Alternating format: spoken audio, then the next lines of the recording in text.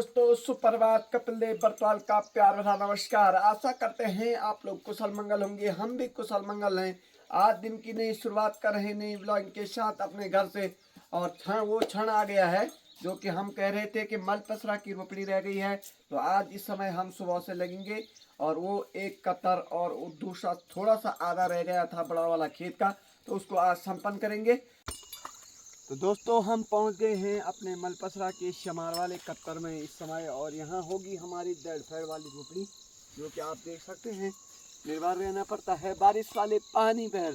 और इस समय हम इस कत्तर को छोड़ेंगे और उसके बाद ये नीचे वाला आधा खेत है, तो देखते हैं कितना होता है, कैसी मेहरबानी रहती है मौसम की, आपको पता। तो दोस्तों, इस समय हम लगा रहे हैं मलपसरा का छोटा कत्तर। आप देख सकते हैं शमार वाला बहुत ही ज़बरदस्त तरीके का। यहाँ पर इतना आसान नहीं होता है यहाँ पर लगाना, क्योंकि बहुत ही ज़्यादा आफत आती है। एक तो सबसे ज़्यादा जो हल पे मिट्टी आती है, वो तो बहुत बेकार लगता है भाई साहब।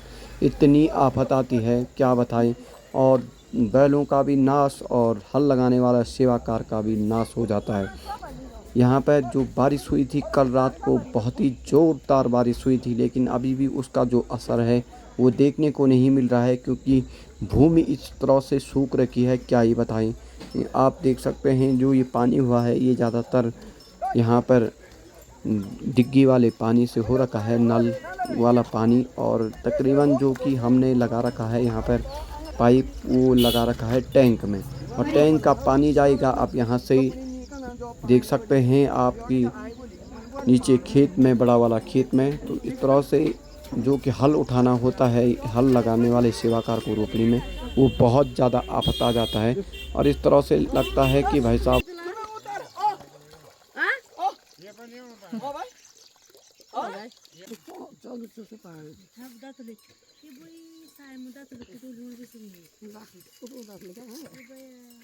तो दोस्तों, इस समय हम कर रहे हैं कटिंग घास की, जो कि रोपड़ियों में सबसे मीन होती है।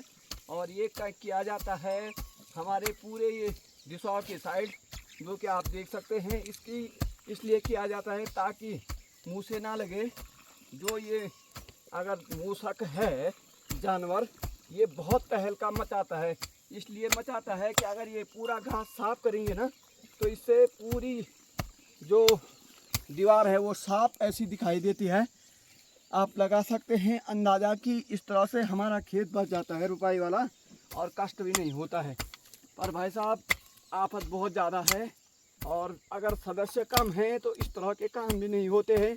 तो फिर भी थोड़ा सा बड़ा करना पड़ता है।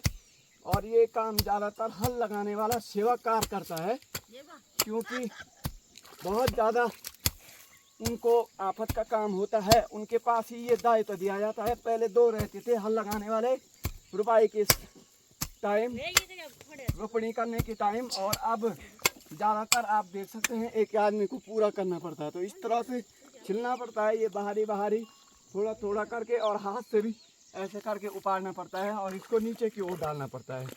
तो बने रहे। तो दोस्तों, हम इस समय मैया लगा रहे हैं, जो कि आप देख सकते हैं कि मैया बड़ा सरल होता है, लेकिन जो हम इस समय ये वाला मैया लगा रहे हैं, इसको बढ़िया मैया बोलते हैं।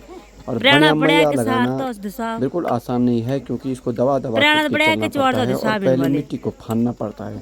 मिट्टी को फानने का इसलिए कारण ये है कि जब आप फर्स्ट बार में मिट्टी को फानते हैं, तो उसका जो प्रभाव पड़ता है वो बाद में बिल्कुल समतल हो जाता है एकदम तरीके से मैदान, और अच्छा भी लगता है, क्योंकि बैलों को कष्ट होता ही है, लेकिन जो हल लगाने वाला सेवाकार होता है उसके लिए सबसे अच्छा यही होता है कि जो पानी है वो बिल्कुल चारों ओर घूम जाता है। एक तरीके से लगाना चाहिए कि यहाँ पर जो हम मैया लगा रहे हैं इस समय, ये मान करके नहीं लगाते हैं कि बिल्कुल बराबर करना है। ये मान करके लगाते हैं कि जो मिट्टी ऊपर और नीचे वाली है वो बिल्कुल भीग जाए, और उसका बहुत ही सुंदर तरीके से यहाँ पर अच्छा सा देखने को प्रभाव पड़ता है। और आप लोग अंदाज़ा लगा सकते हैं, क्योंकि यहाँ पर बड़े जब सीराओं में खेतों में लगाते हैं, तो इसको आधा तोड़ करके लगाया जाता है। और आप देख सकते हैं इसका जो मिनिमम मैक्सिमम मिट्टी है वो बिल्कुल पतली बन जाती है, और पतली बनने के बाद ही पूरा खेत समतल हो जाता है। और इसका अंदाज़ा तब लग सकता है जब, क्योंकि बहुत ही खूबसूरत तरीके से यहाँ पर पूरा खेत तैयार हो गया है बन करके। तीसरा काम है म्योना बांधने का, और मैं यहाँ तक म्योना बांध करके आ गया हूँ। जो कि हल लगाने वाले सेवाकार को 3 काम दिए जाते हैं, लेकिन ये काम मैं भूल गया था, म्योना वाला। और आप देखते होंगे कि वैसे म्योना वाले स्पेशल रहते थे पहले 2 जने, क्योंकि बहुत अच्छा लगता था। उनका काम रहता था, दायित्व कि केवल उनको मेढ़ा मारना था। मेढ़ा जो कि पानी रोकने का काम करता है, और ना जो धान होता है उसकी सबसे बढ़िया रक्षा करता है, क्योंकि ये पानी को नीचे के खेतों में नहीं जाना देता है, और ये जड़ों जड़ों तक पानी पहुंचाने में काम करता है। इस समय आप देख सकते हैं ये टैंक का पानी लगा दिया है, जो कि इस खतर में बिल्कुल सूख रहा था पानी। तो हमने कहा वैकल्पिक व्यवस्था है तो इसका फ़ायदा उठाया जाए पहला।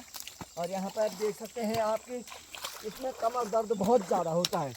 कमर दर्द इतना होता है, ऐसे करना पड़ता है बार बार, तब जा करके लगाना पड़ता है। तो ये है रोपड़ी, आसान काम नहीं है बिल्कुल। पता नहीं किसने बना रखा है ये बड़वा जताऊँ ने भी क्या क्या कर रखा है। कहाँ है वो शोभनीशाही क्या क्या थी वो, उनका पता करना पड़ेगा क्यों किया उन्होंने ऐसा। अब ये रोपणी कहीं नहीं होती, और जहाँ होती है तो बड़े आनंद केवल कष्ट का आता है भाई साहब। लगा रहे हैं यहाँ, देखो भाभी भी डांट रहे हैं मुझे। लगाना तो जलाना था। ठीक है लगाती हूँ। आप देख सकते हैं हम इस समय खुराक खिला रहे हैं बैलों को, जो कि बहुत ज़रूरी है इनको। अरे रुक रुक रुक आराम से, ये देखिए इनको भी बहुत उतावली रहती है।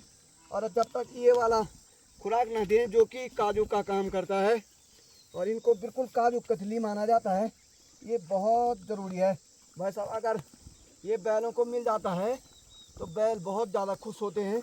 लगातार हल लगाने का जो इनका प्रयास रहता है रोपड़ी में, सबसे ज़्यादा टफ होता है बैलों को हल लगाना। आप भी बताइए कि खिलाते हैं या नहीं, ज़रूर बताइए, क्योंकि इसके बिना बैलों का जीवन मुश्किल है चलना। और ये पहले तो सुबह भी दिया एक बार, और एक बार यहाँ पर दिन के टाइम, और एक बार और लेना है दोस्तों, क्योंकि ये खुराक 3-4 डोज होनी चाहिए बैलों के लिए।